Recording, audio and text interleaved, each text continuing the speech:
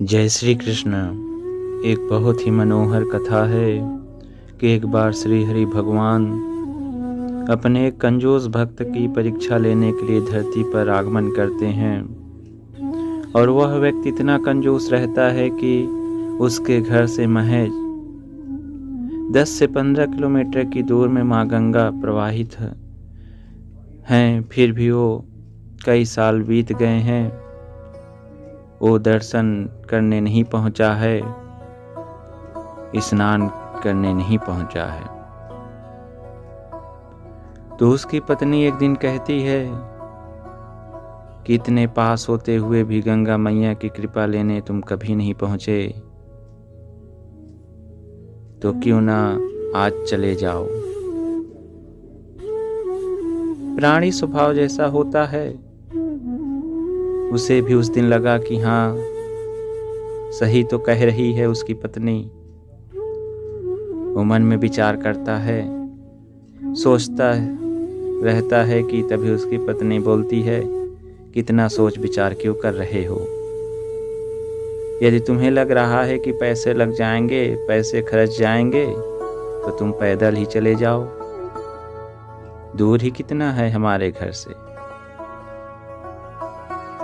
उसके मन कचोटते हुए कंजूस व्यक्ति सोचा, चलो आज नहा ही लेते हैं। वो तैयारी बनाता है और प्रस्थान कर लेता है गंगा मैया की ओर। आगे बहुत ही सुंदर कथा है। कंजूस व्यक्ति सुबह निकल पड़ता है अपने घर की ओर से माँ गंगा के तीर्थ पावन घाट की ओर। धीरे धीरे धीरे धीरे वो पहुंच जाता है गंगा मैया के किनारे। वो इतना कंजूस है कि उसके मन में विचार आने लगे हैं कि अब मैं यहाँ तो पहुंच गया हूँ, लेकिन कोई पुरोहित न मिल जाए कि उनको दान दक्षिणा देनी पड़े। वह सामान्य घाट को, स्नान घाट को छोड़ करके मरघट घाट की ओर जाने का सोचता है, जहाँ पे अक्सर कोई नहीं जाया करते। कभी कभार उस घाट में जब कोई दुखद घटना घट जाती है तो लोग पहुँचते हैं। वो इतना कंजूस है कि उसका कोई भी पैसा, एक आना भी खर्चा न हो, यह सोच कर वो मरघट घाट की ओर प्रस्थान करता है। भगवान ये सब वृतांत देख रहे हैं और मुस्कुराते हुए बोले कि आज तो इसकी परीक्षा लेनी ही पड़ेगी। तो जब वो मरघट घाट की ओर पहुंचता है, डुबकी लगा के जैसे ही अपना सर बाहर निकालता है, तो भगवान श्री नारायण, जो कि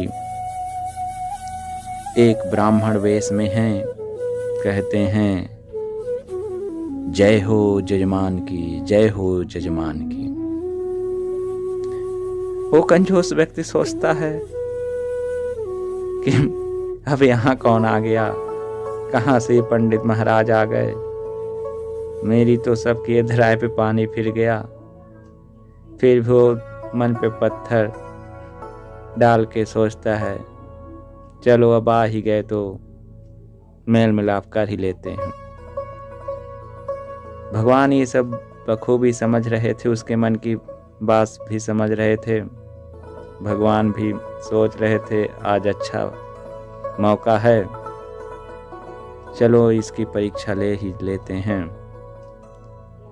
तो जब वो स्नान करके बाहर आता है तो भगवान बोलते हैं कि जजमान, दान दक्षिणा दे दो कुछ, हमारा पेट बहुत दिन से भूखे हैं हम, और पेट बहुत दिन से भरा नहीं है। जजमान बोलता है, तो महाराज मैं क्या करूं, मैं तो खुद कंजूस हूं। भगवान बोलते हैं, ऐसा मत कहो जजमान, आप लोग के कारण ही तो हम लोग की रोजी रोटी और हम लोग का पेट पलता है। तो कंजूस भक्त बोलता है कि नहीं भगवान, मैं तो कुछ नहीं दे पाऊंगा।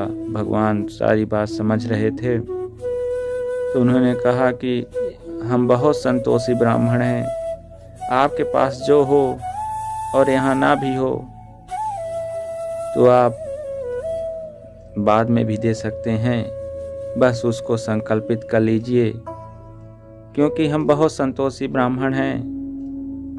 हमें आप जैसे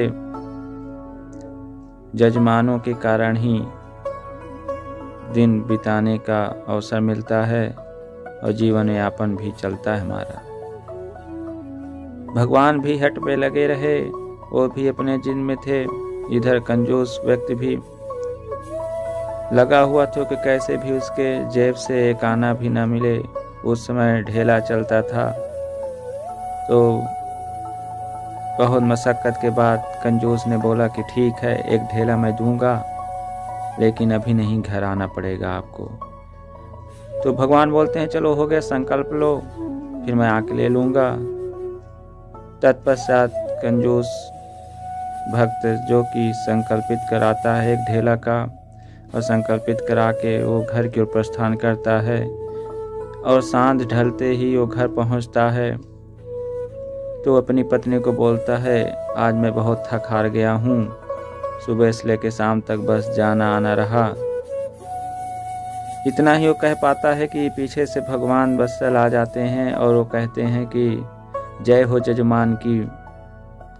कंजूस भक्त आश्चर्यचकित होकर पीछे देखता है, निहारता है, और वो छाते हुए दृष्टि से अपनी पत्नी को देखता है, बोलता है देखो कौन है। तो पत्नी बाहर आती है और बोलती है कि आप कुछ संकल्प करा आए थे, वही ब्राह्मण महाराज लेने आए हैं। तो जजमान बोलता है कि कैसे आ गया इतना जल्दी। फिर वो अपनी पत्नी को बोलता है कि जाओ कह दो कि मैं बीमार पड़ गया हूँ। उसकी पत्नी बाहर आती है और पुरोहित महाराज से कहती है कि भगवान वो तो बीमार पड़ गए हैं। भगवान सब समझ रहे थे। उन्होंने कहा मेरा भक्त बीमार हो गया है, मेरा जजमान बीमार हो गया है, तब तो मेरा फर्ज बनता है कि मैं यहाँ रुक जाऊं। जा बेटी, तू घर से जल अन्न और मेरे रहने की व्यवस्था कर दे। कंजूस भक्त की पत्नी अंदर आती है और अपने पति से कहती है कि पुरोहित महाराज तो यहाँ रुकने की बात कर रहे हैं। यह बात सुनकर कंजूस भक्त एकदम से हक्का बक्का रह गया। बोला क्या? अब उनको जाके बोल दे कि मैं मर गया हूं। पत्नी कहती है क्या कह रहे हैं आप? तो पति बोलता है हाँ हाँ, जा उनसे कह दे कि मैं मर गया हूं। पत्नी जो कि पति के आज्ञा का पालन करते हुए बाहर आती है और भगवान से कहती है रुदन भाव से कि भगवान अभी अभी उनका स्वर्गवास हो गया।